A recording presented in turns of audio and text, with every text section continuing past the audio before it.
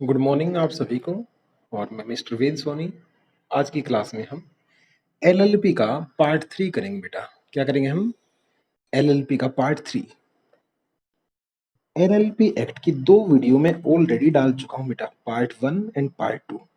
तो प्लीज आपसे एक रिक्वेस्ट है, पहले वो दोनों वीडियो प्लीज कंसीडर कर लीजिएगा, देख लीजिएगा अच्छे से, उसके बाद ही आपको पार्ट 3 देखना है। तो आज हम एलएलपी एक्ट की वीडियो पार्ट 3 स्टार्ट करेंगे। सबसे पहला क्वेश्चन आज की क्लास में हम करेंगे स्टेप टू इनकॉर्पोरेट एलएलपी। अगर आपको अपनी एलएलपी बनानी है, अगर आपको आपकी एलएलपी बनानी है तो आपको क्या क्या स्टेप उठाने पड़ेंगे? तो बेटा आप आंसर में लिखेंगे 3 स्टेप। एलएलपी को इनकॉर्पोरेट करने के लिए 3 स्टेप्स रिक्वायर हैं। कितने स्टेप रिक्वायर हैं? 3। स्टेप नंबर 1, एक चीज ध्यान रखना बेटा, स्टेप को आप ऊपर नीचे नहीं लिख सकते, स्टेप को आप सीरियल वाइज ही लिखेंगे। अगर स्टेप्स आपने ऊपर नीचे कर दिए, इनका सीक्वेंस अगर चेंज कर दिया तो फिर आपके मार्क्स घट जाएंगे। Step number 1, file. सबसे पहले आपको ई फॉर्म नंबर 1 भरना पड़ेगा, इलेक्ट्रॉनिक फॉर्म नंबर 1। सर ये किस चीज का है? For reservation of name. For reservation of name सबसे पहले तो बेटा आपको आपका नाम सोचना पड़ेगा, रिजर्व कराना पड़ेगा कि हमारी एलएलपी का क्या नाम रखा जाएगा। जब नाम आपका फाइनल हो जाएगा, वो अनडिजायरेबल नाम नहीं है, वो उचित नाम है, अगर ये फाइनल हो जाएगा तो स्टेप नंबर 2 आपको फॉर्म भरना पड़ेगा, ई फॉर्म नंबर 2। ये डिटेल्ड फॉर्म होता है।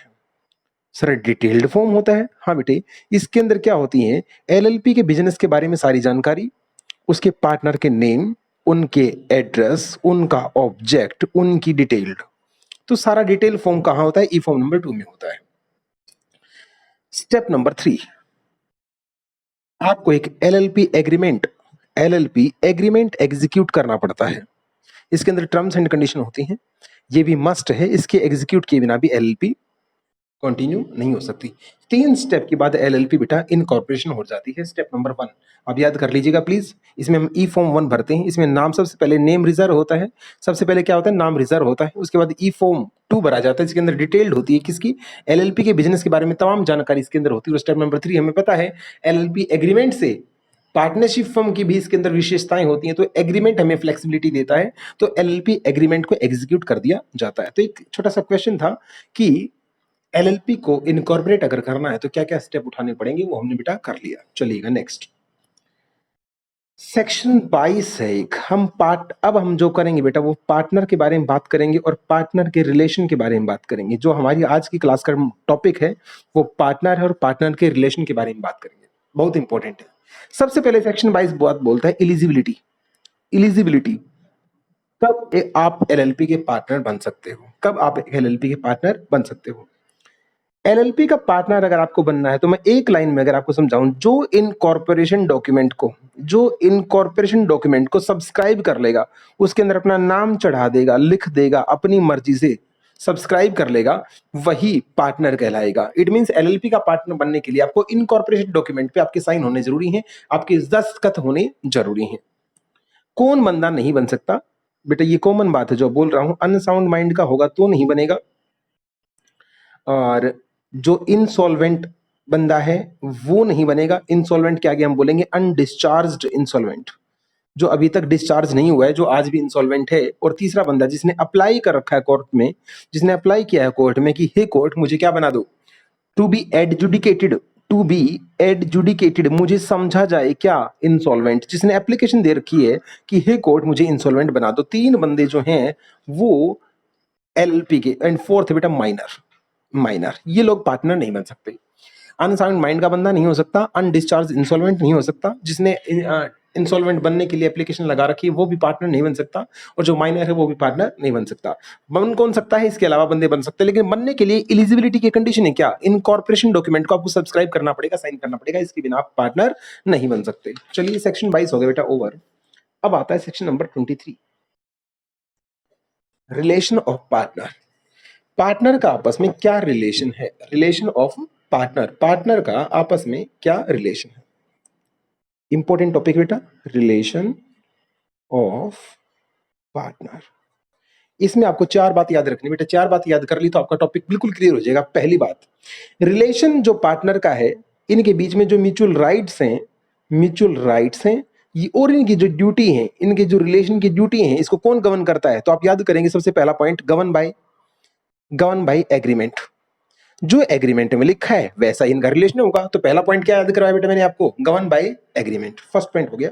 दूसरा पॉइंट, अगर इनके रिलेशन में कोई भी चेंज आता है, रटना नहीं बेटा, समझना, अगर इनके रिलेशन में कोई भी चेंज आता है, हाँ सर आता है बिल्कुल, क्या उसको इन्फॉर्म नहीं करना? बिल्कुल करना।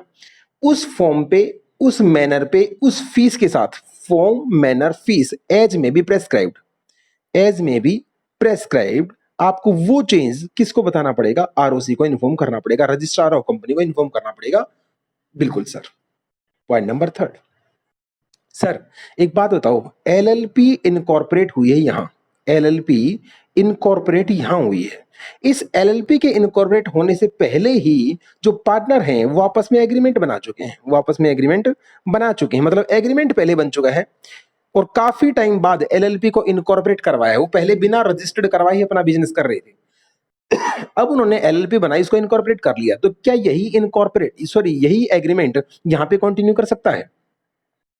क्या इसी एग्रीमेंट को एलएलपी के बाद भी कंटिन्यू मान लिया जाए?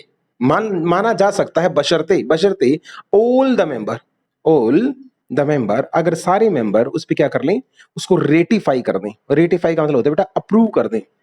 अगर सारे बंदे इसको अप्रूव कर देते हैं तो वही एग्रीमेंट जो पुराने टाइम में बनाया गया था वही भी कंटिन्यू हो सकता है। अरे सहमति चाहिए बेटा, उसी को भी कंटिन्यू कर सकते हो, नया भी बना सकते हो। और फोर्थ पॉइंट, सर उनके बीच में एग्रीमेंट हो ही ना, तो एग्रीमेंट तो है पर उनके रिलेशन के बारे में वो साइलेंट है, मतलब वो एग्रीमेंट उनके म्यूचुअल राइट्स एंड ड्यूटी के बारे में कोई बात नहीं करता। आपको याद हो मैंने कुछ समझाया था, जब म्यूचुअल राइट एंड ड्यूटी की बात एग्रीमेंट नहीं करता तो स्केड्यूल नंबर 1, स्केड्यूल नंबर 1 याद करो बेटा, एलएलपी के अंदर 4 स्केड्यूल होते हैं, तो स्केड्यूल नंबर 1 किसकी बात करता है? म्यूचुअल राइट एंड ड्यूटी की बात करता है। 4 पॉइंट याद कर लो बेटा, सेक्शन नंबर 23 टिप्स पे हो जाएगा। 23 क्या बोलता है? Relation of partner. मैं याद कराऊं आपको कैसे याद करना है? रिलेशन ऑफ पार्टनर का सेक्शन है 23, ये क्या बोलता है? सब भाई सबसे पहली बात, रिलेशन को गवर्न करता है कौन? Agreement, govern by agreement. कौन गवर्न करता है बेटा? एग्रीमेंट गवर्न करता है, एक बात। दूसरा, कोई भी चेंज आएगा सर, बिल्कुल आएगा, इस चेंज को आरओसी के पास, आरओसी के पास उस फॉर्म पे, उस मैनर पे, उस फीस के साथ भेजना पड़ेगा जो प्रेस्क्राइब कर रखी है। Okay sir. तीसरा, सर एलएलपी के इनकॉर्पोरेट होने से पहले ही अगर कोई डॉक्यूमेंट मतलब कोई एग्रीमेंट इन्होंने बना रखा है, क्या ये पुराना एग्रीमेंट ही यहां कंटिन्यू कर सकता है? बिल्कुल कर सकता है, अगर सारे पार्टनर, ऑल द पार्टनर इस पे क्या हो जाएं? एग्री हो जाएं। और फोर्थ पॉइंट बेटा आपको पता है, अगर इन तीनों में से कोई भी बात नहीं है तो क्या लग जाएगा? स्केड्यूल नंबर 1 लग जाएगा। स्केड्यूल नंबर 1 किसको डील करता है? म्यूचुअल राइट्स एंड ड्यूटी को डील करता है। Okay sir. सेक्शन 22 हमने कर लिया बेटा। 22 बात करता था एलिजिबिलिटी की। मैं पार्टनर बनने के लिए क्या एलिजिबिलिटी है, तो आपने बताया इनकॉर्पोरेशन डॉक्यूमेंट पे साइन होने चाहिए। सेक्शन नंबर 23 आया और रिलेशन ऑफ पार्टनर की बात बोलता है। 4 पॉइंट हमने याद कर लिए। अब नेक्स्ट हम देखते हैं क्या है। Section number 24, most important for exam. इसके आगे लिख लेना बेटा, मोस्ट इंपोर्टेंट फॉर एग्जाम, सबसे ज्यादा इंपोर्टेंट टॉपिक है बेटा। सेक्शन 24 क्या बात बोलता है? Cessation of partnership. Oh my God, जब एक पार्टनर नहीं रहता, सीज टू अ पार्टनर, जो पार्टनर नहीं रहता, सर वो पार्टनर क्यों नहीं रहता? इसके दो केस कर लो बेटा, चार्ट फॉर्म में समझते हैं इसके दो पार्ट कर लो। वॉलेंट्री, जब वो अपनी मर्जी से एलएलपी को छोड़ के चला जाता है। मैंडेटरी, जब ऐसा होना जरूरी हो जाता है। सीज टू, कब एक बंदा नहीं रहता पार्टनर। वॉलेंट्री, या तो एग्रीमेंट में ऐसा लिख रखा था कि भाई साहब आप 1 साल तक पार्टनर, उसके बाद आप पार्टनर नहीं रहेंगे, तो जैसा एग्रीमेंट में लिखा है वैसा फॉलो करना पड़ेगा बेटा। बिल्कुल। या जिस बंदे को एलएलपी, यार मेरा मन नहीं लग रहा है इस एलएलपी में, मैं यहां से नहीं निकलना चाहता हूं, तो बेटा आपको 30 डे का एक नोटिस देना पड़ता है। 30 डे का क्या देना पड़ता है? कि नोटिस देना पड़ेगा। ओरल नहीं होगा बेटा, रिटर्न में होगा। रिटर्न में देना पड़ेगा, नोटिस देना पड़ेगा, 30 डे एडवांस में देना पड़ेगा। ये नोटिस देके भी आप वॉलंटरी वहां से क्या कर सकते हैं? जा सकते हैं, जा सकते हैं। ऐसा नहीं कि आपके निकल जाने से आपकी लाइबिलिटी खत्म हो जाएगी, ऐसा बिल्कुल मत सोचना बेटा। जब भी कोई बंदा पार्टनरशिप एलएलपी के अंदर पार्टनर नहीं रहता, मान लो यहां तक पार्टनर था और उसके बाद अब पार्टनर नहीं है, तो बेटा जब तक वो पार्टनर था तो उस टाइम की जितनी भी लाइबिलिटी इनकर की हैं, उस टाइम पे जितनी भी लाइबिलिटी इनकर की है उनके लिए वो रिस्पॉन्सिबल होता है। ऐसे तो कोई भी फ्रॉड करके भाग जाएगा और जयराम जी की, तो उतने टाइम के लिए वो लाइबल रहता है। तो कोई, चलिए हम टॉपिक पे वापस आते हैं बेटा। Partner cease to be voluntary, अपनी मर्जी से पार्टनर नहीं रहा। मैंडेटरी, कब ऐसा हो जाता है कि वो पार्टनर नहीं रहता? कुदरत की वजह से। ट्रिपल डी याद करेंगे इसके अंदर, क्या याद करेंगे बेटा? Triple D. एक, अगर बंदे की डेथ हो जाती है तो automatically cease to be partner हो जाता है, वो बंदा ही नहीं रहता। दूसरा, डेथ के बाद बेटा डिक्लेयर, उसको डिक्लेयर कर दिया गया। क्या डिक्लेयर कर दिया है उसको? या तो बेटा उसको इंसॉल्वेंट, इंसॉल्वेंट डिक्लेयर कर दिया गया, और या उसको अनसाउंड माइंड डिक्लेयर कर दिया गया। अनसाउंड माइंड, अब भी क्या है वो, अब cease to be partner, partner ही रहा। और तीसरा, अगर एलएलपी ही डिसॉल्व हो जाती है, एलएलपी का ही डी फॉर डिसोल्यूशन, एलएलपी का ही डिसोल्यूशन हो जाता है, तो एलएलपी खत्म हो जाती है, मतलब पार्टनर नहीं रहता। सर अब क्या होगा? जो पार्टनर पहले था, अब ध्यान सुनो बेटा, जो पार्टनर पहले था और अब नहीं रहा, इस पार्टनर को फॉर्मर पार्टनर बोलते हैं। क्या बोलते हैं बेटे?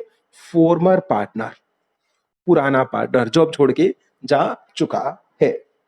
सर अब क्या होगा? फटाफट सुनिए बेटा, इसमें केस स्टडी आती है इंपॉर्टेंट, वो सुन लीजिएगा। इस फॉर्मर पार्टनर, जब तक ये पार्टनर था, सर ये यहां तक था, जब तक ये पार्टनर था वहां तक के लिए, वहां तक का अगर इसने कोई क्रम कांड किया है तो उसके लिए यही बंदा लायबल होगा, छोड़ के जाने से बच नहीं सकता। एक बात, ये तो नॉर्मल प्रिंसिपल है। अब दूसरी बात, सर इसकी अगर डेथ हो जाती है, सर अगर इसकी डेथ हो जाती है, ये अनसाउंड माइंड का पागल हो जाता है, ये बिल्कुल पागल हो जाता है, ये कपड़े फाड़ने स्टार्ट कर देता है, अब इसका हिस्सा किसी को मिलेगा? बिल्कुल। अपने लीगल एयर वर्ड सुन रखा है, जो भी इसके लीगल हायर होंगे, जो भी इसके लीगल रिप्रेजेंटेटिव होंगे, वो हिस्सेदार बन जाएंगे। सर पूरा मामला समझाओ। उनको एलएलपी से एंटाइटलमेंट, उनको अधिकार है, एंटाइटलमेंट उनको अधिकार है। अब वो एलएलपी से इस बंदे का हिस्सा मांगेंगे। मान लो बेटा ये राम था, राम की डेथ हो गई, उसका बेटा श्याम है, तो श्याम इस एलएलपी में से हिस्सा मांगेगा। सर उसको क्या मिलेगा इस एलएलपी से? दो चीजें मिलेंगी बेटा। जितना उसके पापा ने यहाँ पे कैपिटल कंट्रीब्यूशन कर रखा था, वो कैपिटल कंट्रीब्यूशन उसको वापस चाहिए। एक बात, क्या सर वो सिर्फ कैपिटल कंट्रीब्यूशन से मान जाएगा? जी नहीं, उसको इसके साथ और भी चाहिए। क्या? शेयर इन प्रॉफिट, उसको प्रॉफिट में से हिस्सा चाहिए। कौन से प्रॉफिट? जो आज तक के एक्यूमुलेटेड प्रॉफिट हैं on the date of death, जिस दिन उसकी डेथ हुई थी वहां तक के एक्यूमुलेटेड प्रॉफिट में हिस्सा। लेकिन लेकिन लेकिन after after setting of losses, जो लॉसेस थे उनको रिडक्ट करने के बाद, सेट ऑफ करने के बाद, जो भी प्रॉफिट में से हिस्सा मिलेगा वो भी श्याम को दिया जाएगा। इसका मतलब फॉर्मर पार्टनर का हिस्सा बाकी पार्टनर दबा नहीं सकती। जो भी उसके लीगल वाली वारिस होंगे उनको हिस्सा दिया जाएगा। उनको कैपिटल कंट्रीब्यूशन जितना उस बंदे ने पैसा लगा रखा था वो भी मिलेगा, साथ के साथ जो आज तक का प्रॉफिट या नुकसान हुआ है उसमें से हिस्सा भी उसको मिलेगा। तीसरी बात, सर क्या ये श्याम अब एलएलपी में आके इंटरफेयर कर सकता है? इंटरफेयर, क्या मैनेजमेंट के बीच में इंटरफेयर कर सकता है? जी नहीं। इसके ऊपर केस स्टडी दी। वो पैसा लेके जा सकता है और प्रॉफिट में से हिस्सा लेके जा सकता है, लेकिन वो यहां पे आके इंटरफेयर नहीं कर सकता, मैनेजमेंट में इंटरफेयर नहीं कर सकता। ये सीज टू बी पार्टनर का कंप्लीट कॉन्सेप्ट हमने समझा। चलिएगा, ये हमने बेटा सारा काम कर लिया। और चलिए नेक्स्ट सेक्शन पढ़ते हैं हम, सेक्शन नंबर 25। सेक्शन नंबर 25 क्या बोलता है? सेक्शन नंबर 25 क्या बोलता है? ये बोलता है बेटे, registration of changes in partner. अगर कोई भी चेंज आता है, कोई भी चेंज आता है, तो साइक्लिंग समझिएगा बेटा। पार्टनर जो भी एलएलपी के पार्टनर थे, उन्होंने अपना नेम चेंज कर लिया, उन्होंने अपना घर चेंज किया, तो उनका एड्रेस चेंज हो गया। जब पार्टनर के केस में कोई भी चेंज आएगा तो पार्टनर की ड्यूटी बनती है इसको सही 15 दिन के अंदर अंदर, सर ये 15 दिन कहां से? डेट ऑफ चेंज से। 15 दिन के अंदर अंदर इन्फॉर्म करेंगे किसको? एलएलपी को, कि हे एलएलपी हमारा एड्रेस अब अपडेट कर लीजिएगा। अब एलएलपी इसको 30 दिन के अंदर, ध्यान दीजिएगा बेटा, यहाँ 15 दिन है, यहाँ 30 दिन है, एलएलपी इसको 30 डेज के अंदर इन्फॉर्म करेगी इसको, आरओसी को। सर आरओसी कौन होता है? Registrar of company. 30 डेज के अंदर अंदर इसको क्या करेगी? इन्फॉर्म करेगी। ऐसा करना क्या होता है? जरूरी होता है, ताकि सारा रिकॉर्ड क्या रहे बेटा? अपडेट रहे, बिल्कुल रहे। सर एलएलपी सिर्फ यही चेंज बताती है, कुछ और चेंज भी बताती है। अगर कोई पार्टनर एलएलपी के अंदर नया पार्टनर आया है, इनकमिंग पार्टनर है, या कोई पार्टनर छोड़ के गया है, रिटायरिंग पार्टनर है, तो जब कोई नया आता है या छोड़ के जाता है, ये सारी डिटेल भी आरओसी को फाइल करनी होती है। किसके द्वारा? एलएलपी के द्वारा। जिस दिन वो इवेंट होता है उसके 30 डेज के अंदर अंदर एलएलपी को आरओसी को बताना होता है। चलिएगा नेक्स्ट सेक्शन पढ़ते हैं बेटा, सेक्शन नंबर 26। सर ये क्या बोलता है? ये बिल्कुल इत्तू सा सेक्शन है, सिर्फ एक बात कहने के लिए आया है कि जो एलएलपी के अंदर पार्टनर होते हैं, वो पार्टनर देखा जाए तो एक तरीके से एजेंट होते हैं। किसके? एलएलपी के। Agent for the business of LLP. वो एलएलपी के बिजनेस के लिए क्या होते हैं? एजेंट होते हैं। लेकिन मैं दूसरी बात लिखूंगा, आप ध्यान से समझना बेटा, क्या वो पार्टनर दूसरे पार्टनर के लिए भी एजेंट होते हैं? तो बेटा सीरियस लिख के काटा मार देना, बिल्कुल नहीं। एक पार्टनर अपने एलएलपी के लिए एजेंट हो सकता है, एलएलपी अपने पार्टनर के लिए एजेंट हो सकती है, लेकिन पार्टनर पार्टनर के लिए कभी भी एजेंट नहीं होता। ऐसा पार्टनरशिप फर्म में होता था। अगर जिस दिन ऐसा स्टार्ट हो गया तो बेटा उस दिन से तो फिर अनलिमिटेड लायबिलिटी का कॉन्सेप्ट आ जाएगा। करेगा कोई और भुगतेगा कोई। यही तो फायदा हमारी एलएलपी में, यही तो हमारा है फायदा है किसमें, एलएलपी में। तो सेक्शन 26 सिर्फ ये बताने आया पार्टनर अपनी एलएलपी के लिए एजेंट होता है, पार्टनर पार्टनर के लिए कभी भी एजेंट नहीं होता। चलेगा सेक्शन नंबर 27। सर ये क्या है? ये एक खतरनाक सेक्शन है बेटा, ये खतरनाक सेक्शन है। इसको मैं नए पेज से समझा देता हूं आपको एक बार। काफी डिटेल्ड सेक्शन है। सेक्शन नंबर 27 ये क्या बोलता है? ये लायबिलिटी के बारे में बात करेगा कि कोई भी अगर गड़बड़ मामला होता है तो एलएलपी लायबल होगी या पार्टनर लायबल होगा। मैं इसको चार्ट की फॉर्म में बताऊंगा बेटा, समझने का प्रयास करना। एलएलपी लायबल होगी या पार्टनर लायबल होगा। एलएलपी लायबल होगी या नॉट लायबल। अब जहां नॉट लायबल लिखा उसमें समझ जाना बेटा, जब एलएलपी लायबल नहीं होगी तो ऑटोमेटिकली कौन लायबल हो जाएगा? पार्टनर लायबल हो जाएगा। और अगर एलएलपी लायबल होगी तो पार्टनर फ्री हो जाएगा। तो दूसरा तो रिवर्स केस में ऑटोमेटिकली समझ में आ जाएगा कब एक एलएलपी लायबल होती है और कब लायबल नहीं होती। प्लीज ध्यान सुनना। अगर कोई एलएलपी का पार्टनर, बड़े ध्यान से समझना बेटा, एलएलपी का जो पार्टनर है, अगर वो अथॉरिटी के बाहर जाके काम करता है, वो काम करता है जो उसकी अथॉरिटी के बियॉन्ड अथॉरिटी थी, उसकी पावर के बाहर काम थे। मतलब वो अल्ट्रा अल्ट्रा वायर्स काम करता है। इसका मतलब होता है बेटा पावर के बियॉन्ड जाके काम करना, वो काम करना जो उसके पास अथॉरिटी नहीं थी। अगर वो काम करेगा किसके साथ करेगा? किसी थर्ड पार्टी के साथ अगर ऐसा कोई भी काम करता है तो एलएलपी लायबल नहीं होगी। सर कौन लायबल होगा? जो भी पार्टनर है बेटा वो पर्सनल लायबल होगा। ओ माय गॉड, अब समझ में आया। इसका मतलब आप कुछ भी उल्टा पुल्टा करके एलएलपी का नाम नहीं लिखा सकते। अगर जो काम के लिए आप ऑथराइज नहीं थे फिर भी आप वो काम कर डालते तो आप पर्सनल लायबल होंगे। जी सर। सर एलएलपी कब लायबल होती है? दो कंडीशन पूरी कर दो, एलएलपी लायबल होगी चाहे उसके काम के अंदर नुकसान भी क्यों ना हो, चाहे उस काम के अंदर लॉस भी क्यों ना हो, आपकी जेब से कुछ नहीं जाएगा, एलएलपी ही भरेगी। फर्स्ट कंडीशन, जो काम आपने किया है वो during the course of business किया है, बिजनेस का वो रूटीन का काम था, मैंने बिजनेस के दौरान ही उस काम को किया है। और दूसरा, वो जो काम है वो विद इन इट्स अथॉरिटी, वो मेरी अथॉरिटी के अंदर आता है, वो पार्टनर की अथॉरिटी के अंदर आता है, वो during the course of business किया गया है। बेशक चाहे वो रॉन्गफुल, मैंने फ्रॉड नहीं लिखा बेटा, मैंने देखो ध्यान से वर्डिंग देखो, मैंने रॉन्गफुल एक्ट लिखा है। कोई मेरे से ओमिशन हो जाती है, कोई भूल हो जाती है, कोई रॉन्गफुल एक्ट हो जाता है जिसकी वजह से एलएलपी को नुकसान उठाना पड़ता है। मैंने किया तो बिजनेस के दौरान है और मैंने काम वही किया है जो मेरी अथॉरिटी के अंदर है। इस केस में सर कौन लायबल होगा? एलएलपी ही लायबल होगी, बेशक चाहे नुकसान भी क्यों ना हो।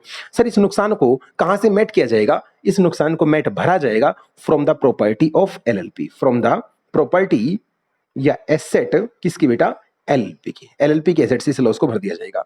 इट मींस मैं कह सकता हूं नॉर्मली अगर आपने बेटा जानबूझ के लॉस नहीं किया, अब एक लाइन में सुन लो, अगर आपने जानबूझ के लॉस नहीं किया है, जानबूझ के लॉस नहीं किया है, हो गया है, आप काम करते टाइम आपसे हो गया और आप काम भी वही कर रहे थे जो आपकी अथॉरिटी के अंदर आता है, तो बेटा नुकसान जितना मर्जी बड़ा हो कौन भरेगा? एलएलपी भरेगी, आपकी कोई जिम्मेवारी नहीं है। क्रिस्टल क्लियर है बेटा। यहां से आप एलएलपी कब लायबल नहीं होगी? जब आप अथॉरिटी के बाहर जाके काम करते हैं, बियॉन्ड पावर जाके काम करते हैं, तो एलएलपी लायबल नहीं होगी, आप भरेंगे।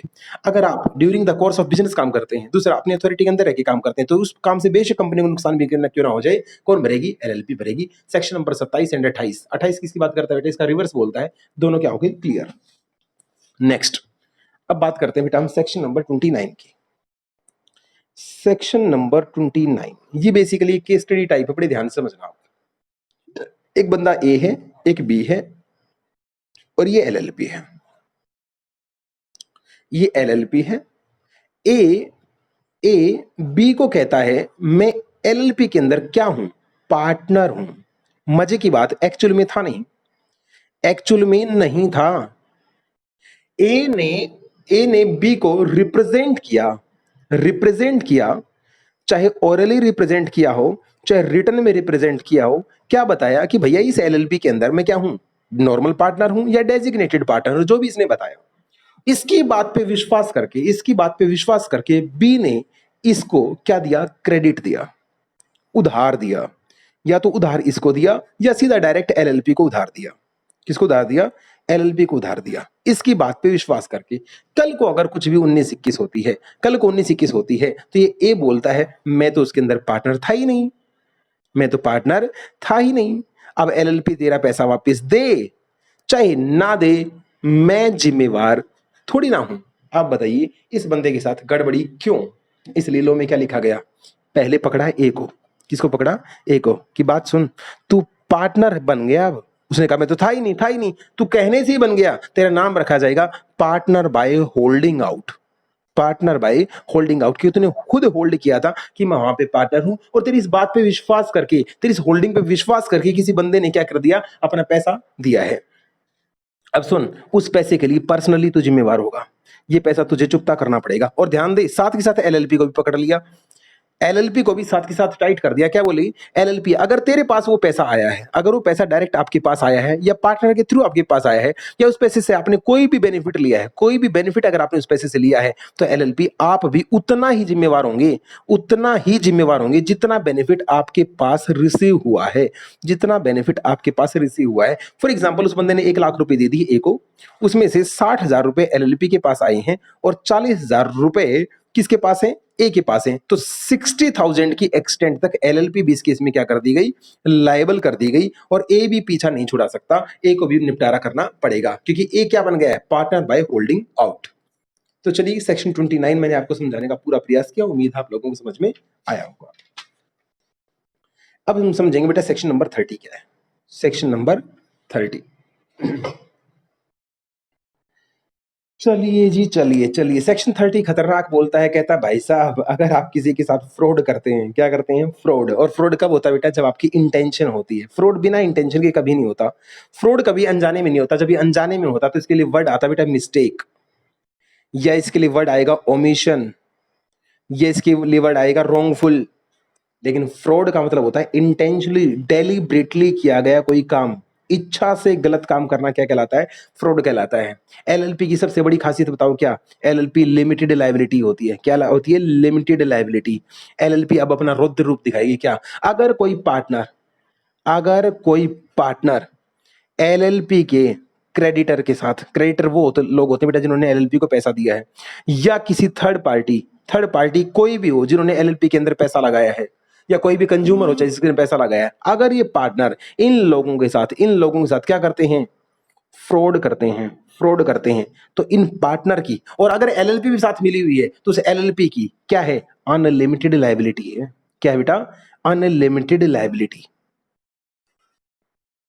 जब तक उस बंदे का सारा नुकसान पूरा नहीं हो जाएगा, आप लोगों को अपनी जेब से पैसा देना पड़ेगा। सर आपने तो यहां दोनों बंदों को कवर कर लिया, पार्टनर तो लायबल है ही है, एलएलपी भी।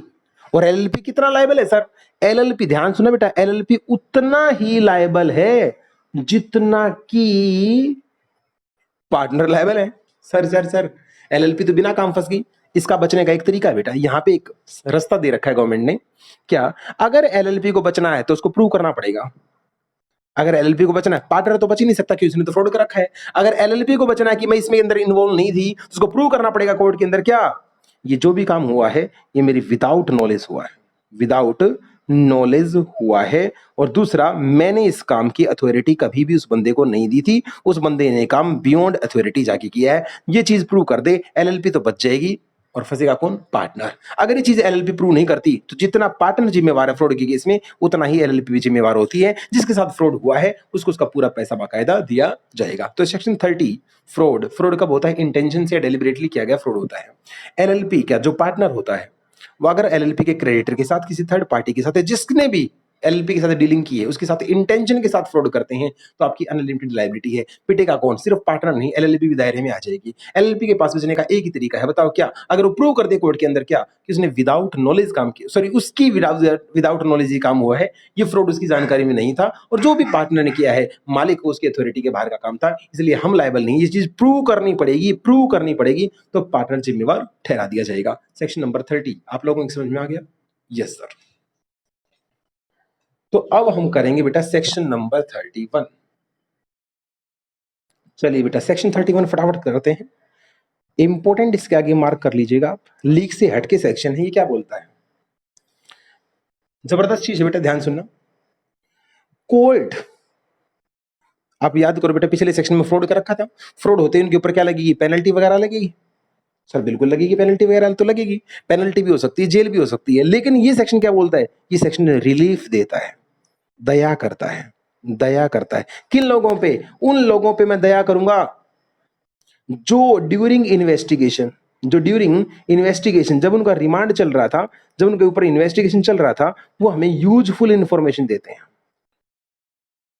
यूजफुल इंफॉर्मेशन देते हैं। और ऐसी इंफॉर्मेशन देते हैं जो जो कोर्ट के लिए बहुत फायदेमंद है, जो डिपार्टमेंट के लिए, रेवेन्यू ऑफ लॉस गवर्नमेंट के लिए रिकवर करने के लिए बहुत फायदेमंद है।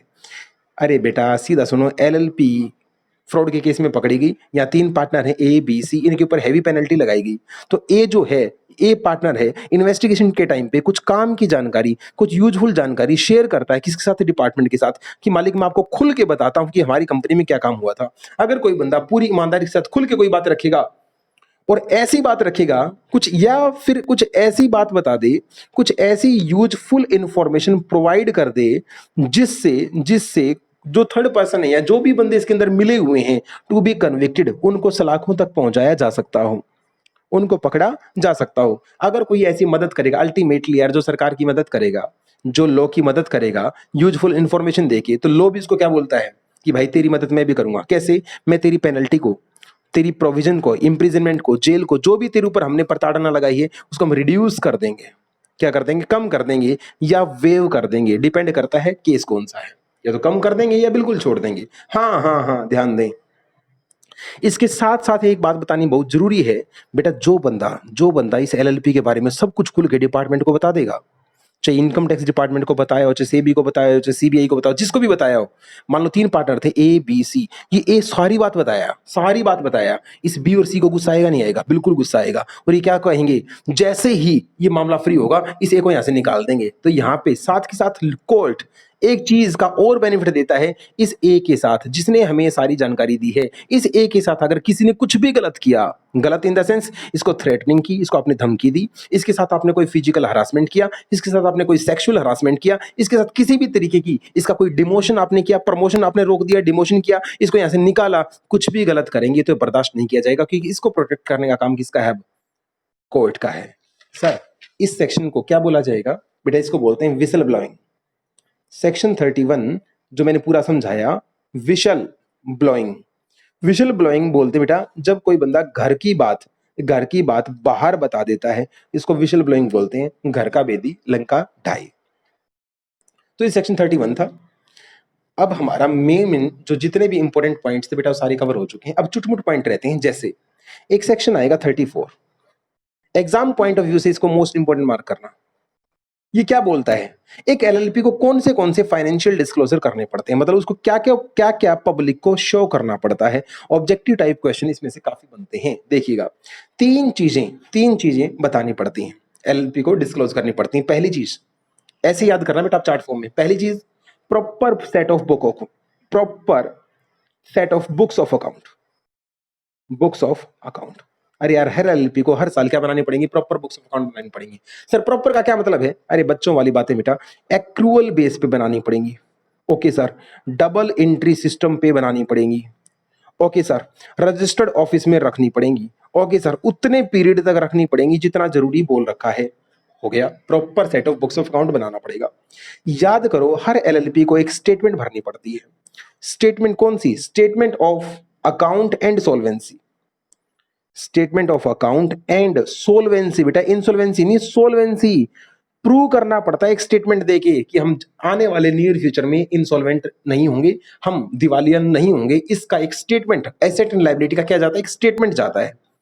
सर ये कब देना होता है, जब आपका साल खत्म हो जाए, जिस दिन ये एंड ऑफ फाइनेंशियल ईयर हो जाएगा, जब ये एंड हो जाएगा, ध्यान से सुनना बेटा, इसके 6 मंथ के अंदर इसके विद इन 6 मंथ हर हालात में मस्ट है ये चीज जमा हो जानी चाहिए, क्या, स्टेटमेंट। एक इसके अलावा एलएलपी देती है बेटा एनुअल रिटर्न। क्या देती है एलएलपी, एनुअल रिटर्न भरती है। नाम से पता है एनुअली ये रिटर्न भरी जाती है जब साल खत्म हो जाता है। ये होगा बेटा एंड, जिस दिन ये साल खत्म हो जाएगा उसके 60 दिन के अंदर मैंने यहाँ पे 6 मंथ लिखा और यहाँ मैंने 60 डेज लिखा है। अब इस चीज को नोट कर लें आप, स्टेटमेंट भरी जाती है 6 महीने के अंदर और एनुअल रिटर्न दी जाती है 60 दिन के अंदर अंदर। कहां से 60 दिन? जिस दिन एंड हुआ था फाइनेंशियल ईयर का। ये भी क्या है? मस्ट है, आपको भरनी ही भरनी पड़ेगी। सर अगर हम ये नहीं भरते, इसमें हम फेल हो जाते हैं, हम टाइम से जमा नहीं कराते, तो हमारे साथ क्या होगा? तुम्हारे साथ क्या होगा? देखो, क्या तुमने फ्रॉड क्या किया है? तुमने स्टेटमेंट टाइम से नहीं भरी या तुमने एनुअल रिटर्न टाइम से जमा नहीं कराई। अगर तुम इसके अंदर फेल हो जाते हो तो तुम्हारे साथ क्या होगा? ध्यान से देखिएगा, तुम्हारे साथ क्या होगा। एलएलपी को भी पकड़ा जाएगा और उसका अंदर जो काम करने की जिम्मेवारी होती है वो होती है डेजिग्नेटेड पार्टनर की। एलएलपी के ऊपर जो जुर्माना ठोका जाएगा वो 25,000 रुपए से लेके 5 लाख रुपए तक का हो सकता है। और जो डेजिग्नेटेड पार्टनर होते बेटा, उनके ऊपर जुर्माना मिनिमम 10,000 रुपए से लेके 1 लाख रुपए तक का हो सकता है। अगर आप ये जमा नहीं कराते टाइम से तो ऐसा होगा। चलिए लास्ट पॉइंट पे बेटा हम आ गए। सर एक बात बताओ, अगर कोई कंपनी अगर कन्वर्जन ऑफ एलएलपी का क्वेश्चन आ जाए, कन्वर्जन ऑफ एलएलपी का, जैसे कोई सर फर्म कन्वर्ट हुई है एलएलपी में, या सर कोई प्राइवेट कंपनी कन्वर्ट हुई है एलएलपी में, या सर कोई अनलिस्टेड पब्लिक कंपनी कन्वर्ट हुई है एलएलपी में, तो सर इनको कन्वर्जन का क्या तरीका होगा? याद करो बेटा, इसके ऊपर लगता है शेड्यूल 2। ये तब पता लगेगा जब आपने पहली 2 वीडियो देख रखी होंगी, क्योंकि मैंने उनमें समझा रखा आपको। इसके ऊपर लगता है शेड्यूल 3, इसके ऊपर लगता है शेड्यूल 4। तो इन रूल्स रेगुलेशंस के अकॉर्डिंग कन्वर्जन होगा। सर थोड़ा सा कन्वर्जन आप हमें करके दिखाएंगे कैसे होगा? लो, मैं 4 पॉइंट बताऊंगा बेटा, वो 4 पॉइंट आपको रट लेने हैं पेपर के लिए। पहला पॉइंट, कन्वर्जन तब होगा जब एलएलपी का रजिस्ट्रार, जब एलएलपी का जो आरओसी रजिस्ट्रार ऑफ कंपनी है, उनको सर्टिफिकेट जारी कर देगा कि भाई साहब आपने सारे रूल, और वो सर्टिफिकेट जारी कब करता है? जब आपने सारे रूल्स कंप्लाई कर रखे हैं, सारे डॉक्यूमेंट प्रॉपर आपने जमा कर दिए, तो आपको न्यू सर्टिफिकेट जारी हो जाएगा, आप हो चुके हैं जी कन्वर्ट। जैसे पहले स्टेप में आपको सर्टिफिकेट मिल जाए, जिस दिन आपको सर्टिफिकेट मिल जाए उसको बोलते हैं बेटा डेट ऑफ रजिस्ट्रेशन, मतलब आप क्या हो गई? बधाई हो, आप हो चुके हैं registered under the LLP act. तो तुरंत आपको, जब अगर आप फर्म थे, पहले आप क्या थे? फर्म थे, तो आपको रजिस्ट्रार ऑफ फर्म को इन्फॉर्म करना पड़ेगा। और अगर आप पहले आप कंपनी थे तो पुराने आरओसी रजिस्ट्रार को इन्फॉर्म करना पड़ेगा। पुराने वाले को, जब जिस रूप में आप पहले थे, उनको इन्फॉर्म करना पड़ेगा कि अब हम फर्म नहीं रहे, अब हम कंपनी नहीं रहे, इसलिए अपना रजिस्टर में से हमारा नाम काट दो, हम एलएलपी एक्ट में रजिस्टर्ड हो चुके हैं। दूसरा स्टेप। तीसरा स्टेप क्या होगा? स्टेप नहीं, तीसरी बातें सुन लो बेटा। जो फर्म कन्वर्ट होके एलएलपी में आई है, तो यहां की सारी एसेट, या जो कंपनी कन्वर्ट होके एलएलपी में आई है, यहां की एसेट, यहां की एसेट, यहां की टेंजिबल एसेट, यहां की टेंजिबल एसेट, यहां की इंटेंजिबल एसेट, यहां की इंटेंजिबल एसेट, यहां की लायबिलिटी, यहां की लायबिलिटी, यहां के किए गए सारे केसेस यहां ट्रांसफर हो जाएंगे। इसका मतलब सर नाम पलटता है। जो पुराने कुकर्म आपने कर रखे हैं, जो पुराने फ्रॉड आपने कर रखे हैं, वो नाम बदलने से खत्म नहीं होंगे, वो सारे कंटिन्यू चलते रहेंगे। बिल्कुल बेटा, ये कन्वर्जन की बात थी। ये किसकी बात थी? कन्वर्जन की बात थी। जो आपने पुरानों को इन्फॉर्म किया ना, पुरानों को बताया, ये सही 15 दिन के अंदर बताना होता है, याद कर लेना। 15 डेज के अंदर आपको इन्फॉर्म करना होता है पुराने वाले बंदों को कि जी हम ऐसे ऐसे नए में जा चुके हैं, हमारा नाम क्या कर दो, आप डिस्कनेक्ट कर दो। बिल्कुल। तो ये सारे पॉइंट हमने पढ़े एलएलपी के अंदर। अब चुटमुट बातें रहेगी, उनको करो तो भी हम बता देता हूं। अब 2 पार्ट रिमेनिंग है। एक पार्ट आपका होमवर्क रहेगा, जो सब बच्चों को हमेशा होमवर्क देता हूं। डिफरेंस बताएगा एलएलपी में फर्म में क्या डिफरेंस है, मस्ट है बेटा, आपको याद करना है। फिर एलएलपी में कंपनी में क्या डिफरेंस है बेटा, पूरा एलएलपी समझने के बाद ये बच्चों वाला टॉपिक है, ये आपका होमवर्क है डिफरेंस का। और कुछ इसमें मिसलेनियस पॉइंट है। मिसलेनियस पॉइंट जैसे जैसे उसको भी बता ही देता हूं। अगर सेंट्रल गवर्नमेंट चाहे तो, अगर सेंट्रल गवर्नमेंट चाहे तो तुम्हारे ऊपर क्या लगा सकती है? कंपनी एक्ट का कोई रूल लगाना चाहे तो तुम्हारे ऊपर एज इट इज रूल लगा सकती है, नहीं लगा सकती? बेटा सेंट्रल गवर्नमेंट के पास अल्टीमेट पावर है। पॉइंट क्या है? अगर सेंट्रल गवर्नमेंट को एलएलपी के ऊपर कंपनीज एक्ट 2013 का कोई प्रोविजन अप्लाई करना तो एज इट इज भी लगा सकती है, और दूसरा केस उसको मॉडिफाई करके या थोड़ा सा चेंज करके भी लगा सकती है, डिपेंड ऑन द केस, जैसे उसका दिल करेगा। और एक हमारा इंपॉर्टेंट क्वेश्चन रह गया, इसका सेक्शन आपको बेटा मस्ट है याद करना, सेक्शन नंबर 63। ये तो भूल ही गए थे, ये सबसे इंपॉर्टेंट पॉइंट है। कब एक एलएलपी का वाइंडिंग अप हो जाता है? लो जी, हम भी चैप्टर का वाइंडिंग अप कर देते हैं इस क्वेश्चन के साथ। एलएलपी का वाइंडिंग अप कब हो जाता है? सर इसको भी चार्ट फॉर्म में ले लो। लो बेटा, या तो आप वॉलेंट्री वाइंडिंग अप करते हैं, वॉलेंट्री वाइंडिंग अप अपनी मर्जी से गुरमीत ने कहा सर अब एलएलपी बहुत हो गया, मिलके खत्म करते हैं। मैंने कहा चल खत्म करते हैं, मतलब कंसेंट से यार, जब मर्जी खत्म कर सकते, कोई दिक्कत थोड़ी ना है। ये हो गया वॉलेंट्री खत्म करना, एलएलपी को वाउंड अप करना। दूसरा, जब आप वॉलंटरी खत्म नहीं करते, ट्राइब्यूनल बीच में आती है। सर ये ट्राइब्यूनल क्या होती है? बेटा कोर्ट को ही टेक्निकली ट्राइब्यूनल बोला जाता है, ट्राइब्यूनल बोलते हैं। तो पेपर में केस आ सकता है, राइट डाउन द केसेस, वो केसेस बताइए जहां पे ट्राइब्यूनल एलएलपी का क्या करती है, वाइंड अप कराती है। बेटा हॉट क्वेश्चन है, हॉट टॉपिक है, 4 मार्क्स के लिए कितनी बार पेपर में आया है। तो फटाफट देखते हैं ट्राइब्यूनल के द्वारा वाइंडिंग अप कब होता है, ऐसे कौन से केस हैं। पहला केस, अगर एलएलपी खुद चाहती है तो, अगर एलएलपी खुद चाहती है, बंटवारा कौन करे? कोर्ट बंटवारा करेगी, ट्राइब्यूनल बंटवारा करेगी, खुद एप्लीकेशन लगाती है, खुद चाहती है मतलब खुद अप्लाई करती है कि हे कोर्ट हमारा बंटवारा तुम करवाओ, हम अपनी मर्जी से नहीं कर रहे। तो पहला केस इसमें बंटवारा कौन करेगा? ट्राइब्यूनल करेगा। दूसरा पॉइंट सुनूंगा बेटा तुम्हारे से, ध्यान से सुनते रहना। दूसरा पॉइंट, अगर 2 पार्टनर मिनिमम होने चाहिए, आपको पता है 2 पार्टनर स्टैट्यूटरी लिमिट होने ही होने चाहिए। 2 पार्टनर से अगर कम हो जाए तो मैक्सिमम आप 6 महीने तक काम कर सकते हो, लेकिन 6 महीने से भी ज्यादा टाइम बीत चुका है और आज भी तुम 2 पार्टनर से कम हो, मतलब एक ही पार्टनर से काम चला रहे हो, तो ये स्टैट्यूटरी लिमिट आपने तोड़ दी। इस केस में भी ट्राइब्यूनल अगर चाहे तो आपका क्या करा सकता है? वाइंडिंग अप करा सकता है। थर्ड पॉइंट, अगर आप अनेबल हो चुके हैं, आप बीमार हो चुके हैं, मतलब बीमार इन द सेंस आपने दुनिया से पैसा ले तो लिया बेटा, लेकिन आप चुका नहीं पा रहे, अनेबल टू पे डेट, आप अपने डेट चुकता नहीं कर पा रहे, तो लास्ट में होगा क्या? कोर्ट आपका वाइंडिंग अप करा देगी, आपके एसेट बेच के पैसे चुकता करेगी। जी सर। फोर्थ पॉइंट, या आप अगेंस्ट हैं, किसके अगेंस्ट हैं सर? आप ऐसी एलएलपी हो जो और तो और घर का भेदी लंका ढाई, मतलब जो इंडिया की इंटीग्रिटी एंड सोवरेनिटी के अगेंस्ट काम कर रहे हो। इंडिया की इंटीग्रिटी, अरे यार आप पैसे लेके इंफॉर्मेशन पाकिस्तान सप्लाई कर रहे, जो हमारा दुश्मन है। अगर आप ऐसा काम करें तो भारत की संप्रभुता और अखंडता के खिलाफ आप काम कर रहे हैं, आपको वाइंड अप करवा दिया जाएगा।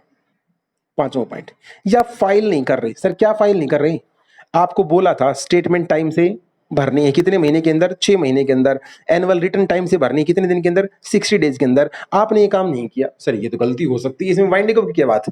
1 बार गलती, 2 बार गलती, 3 बार गलती, 4 बार गलती, 5 बार गलती, मतलब 5 कॉन्जिक्यूटिव पीरियड, 5 साल लगातार बीत चुके हैं भाई साहब, आपने आरओसी को अपनी शक्ल नहीं दिखाई है। ऐसे केस में भी आपको क्या करा दिया जाएगा बेटा? वाइंड अप करवा दिया जाएगा। मेरे प्यारे बच्चों फटाफट रिवाइज करवा दो।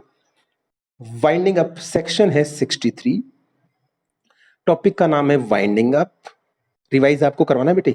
2 वाइंडिंग अप होते हैं, वॉलेंट्री अपनी मर्जी से जब मर्जी कर लो, या by tribunal. Tribunal winding up कब कब करता है? फर्स्ट केस मैं ही बता देता हूं। फर्स्ट केस जब एलएलपी खुद अप्लाई करती है, ओके सर, जब एलएलपी खुद अप्लाई करती है। दूसरा, 6 महीने बीत चुके, आज भी पार्टनर 2 से कम है। तीसरा सर, आप अपने डेट, लोगों से पैसा ले तो लिए लेकिन उसको पे ऑफ नहीं कर पा रहे, चुकता नहीं कर पा रहे। फोर्थ, या आप इंडिया के अगेंस्ट काम कर रहे हो, इंडिया के अगेंस्ट काम कर रहे हो, दलाल हो आप यहाँ के, और इंडिया की जो इन्फॉर्मेशन है वो बाहर लीक कर रहे हैं। पांचवा, या आप नहीं फिल कर रहे। क्या फिल नहीं कर रहे? आपने ना स्टेटमेंट दी, ना आपने एनुअल रिटर्न दी, और ऐसा करते करते 5 लगातार साल बीत चुके हैं, आपने ऐसा काम नहीं किया। और सिक्स्थ जो मैंने नहीं बताया था, एनी अदर रीजन, इनको बोलते हैं बेटा जस्ट एंड इक्विटेबल ग्राउंड। कुछ ऐसा ही कोई और जेन्युइन ग्राउंड होगा तो ट्राइब्यूनल के पास पावर होती है, आपको वाइंडिंग अप करवा सकता है। ये टॉपिक था बेटा हमारा एलएलपी का।